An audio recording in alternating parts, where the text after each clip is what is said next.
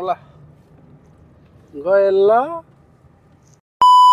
Hello everyone welcome back to my channel. So guys म चाहिँ हिँड्न थालेको अब बाटो कहाँनिर पुग्ने हो थाहा छैन। सो गाडी चाहिँ एकदमै आउँछ यो बाटोमा अनि अलिकति नि यो चाबी नि साथ दिँदैन के बजेको बजे।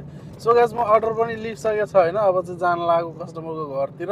सो आजको भ्लग चाहिँ सुरु हुन्छ केही 10 बजे देखि। यो के भन्दैछ पिकअप गर्न भनिरहेछ, पिकअप गर्न बिर्स रहेछ। सो अहिले चाहिँ जान लागेको रिहाब भन्ने ठाउँमा। रिहाब भन्ने ठाउँ चाहिँ धेरै टाढा चाहिँ छैन, नजिक छ।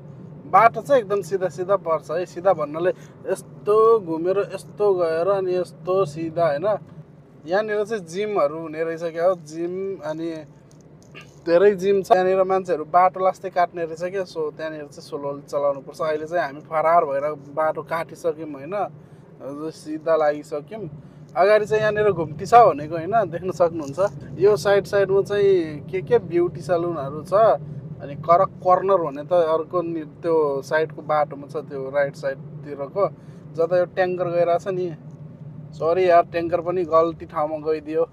यो अर्को गाडी चाहिँ गइरहेछ नि, त्यो सानो गाडी दुईवटा गयो अहिले।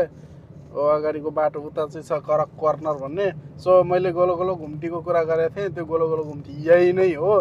अगाडि चाहिँ गाइस कोही प्रधानमन्त्री नट प्रधानमन्त्री, पुलिसको गाडी गइरहेछ गाइस। यहाँनिरको आर्मीहरूको गाडी जस्तो देखिरहेछ, अर्कै कलरको हुन्छ। नम्बर प्लेट नि के भन्छ हरियोमा पहेँलोले लेखेको हुन्छ क्या। सो यो चाहिँ राइट साइडमा देख्न सक्नुहुन्छ। यो चाहिँ क्याम्प हो कि के हो, यहाँनिर चाहिँ बस्ने रहेछ यिनीहरू। कोही ठुलो मान्छे होला नि बस्ने। सो त्यसको प्रोटेक्सनको लागि चाहिँ यतापट्टि गेट नि छ। गेट पनि एकदम दामी तरिकाले सजाएको छ। मैले चाहिँ गाइस यहाँबाट राइटै हो, राइट लिनुपर्ने रहेछ। राइट लिइसकेपछि चाहिँ यो पनि एउटा सिग्नल त हो, तर यो चाहिँ हामीलाई पर्दैन। यहाँ राइटबाट चाहिँ सिधै जान सकिन्छ हामी। चाहिँ सिग्नल खोल्यो, अहिले चाहिँ म लास्टै पछाडि छ क्या। सो सिग्नल चाहिँ बन्द हुन्छ कि भन्ने धारापमा हुन्छ मन अलिकति। सो यहाँसम्म चाहिँ पुग्यो होइन। सिग्नल चाहिँ अहिले बन्द भएको छैन, अझै भएको छैन। अगाडिको गाडीले चाहिँ मलाई डिस्टर्ब गरिरहेछ। सो ब्रिजनिर चाहिँ यस्तो हुने रहेछ। मैले नि हर्न ठोकिदिएँ कुरी। गाडीको रफ्तार चाहिँ यही हो गाइस, 80 को स्पिड रहेछ। अलिकति स्लो गऱ्यो कि पछाडिबाट जस्तै मैले हनारे अरूले नि मलाई हान्छ। सो त्यही भएर एकदम दामीसँग हिँड्नुपर्छ, ठ्याक्कै लेभल मिलाएर। किनकि यो 80 भन्दा माथि गयो भने यहाँ नि क्यामेरा छ कि स्पिडको, त्यो चाहिँ सिग्नलको रेड लाइटको क्यामेरा थियो, यो चाहिँ स्पिडको क्यामेरा। अहिले चाहिँ ठ्याक्कै 80 मा छ। ठ्याक्कै 80 नै हुनु पर्दैन, अलिकति तलमाथि भयो भने क्यामेराले हान्दैन।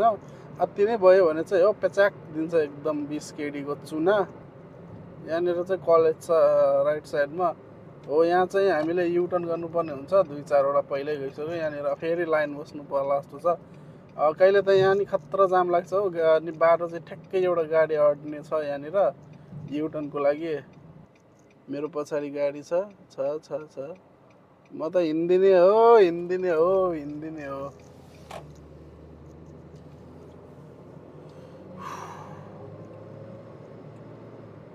यो बाटो काट्न नि एकदम गाह्रो यार। यहाँ पाइडल काट्न नि, गाडी लिएर काट्न नि, चलेको बाटोमा त यस्तो गाह्रो हुन्छ।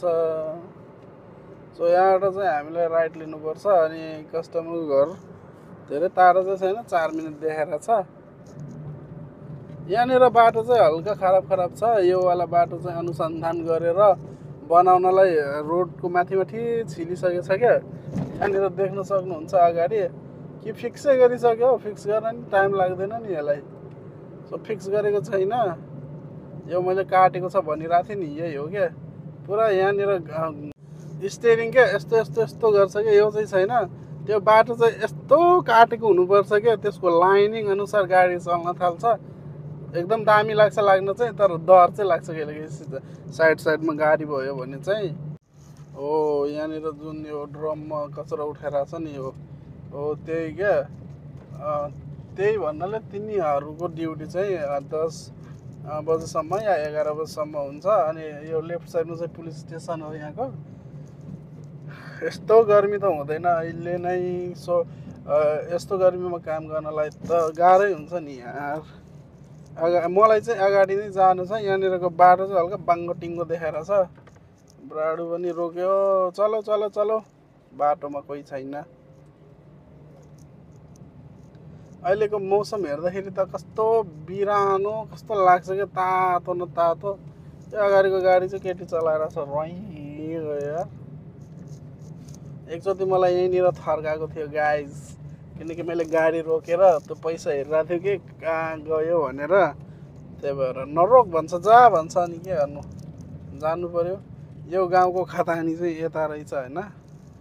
मलाई चाहिँ कहाँ जानु पर्यो,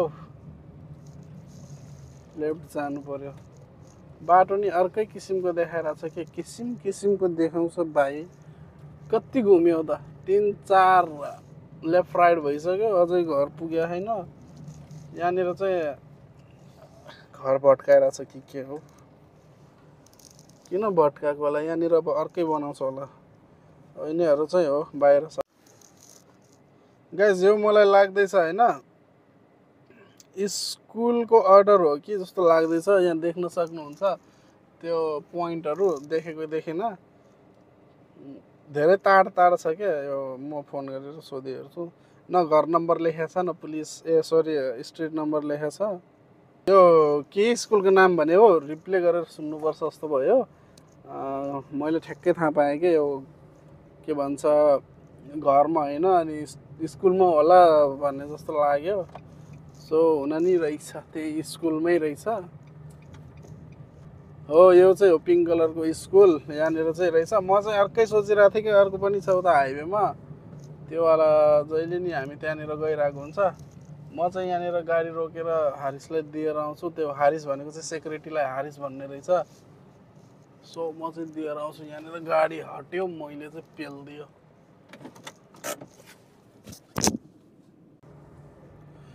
सो गाइज म चाहिँ स्कुलमा पुगेर नि अर्डर दिइसक्यो होइन।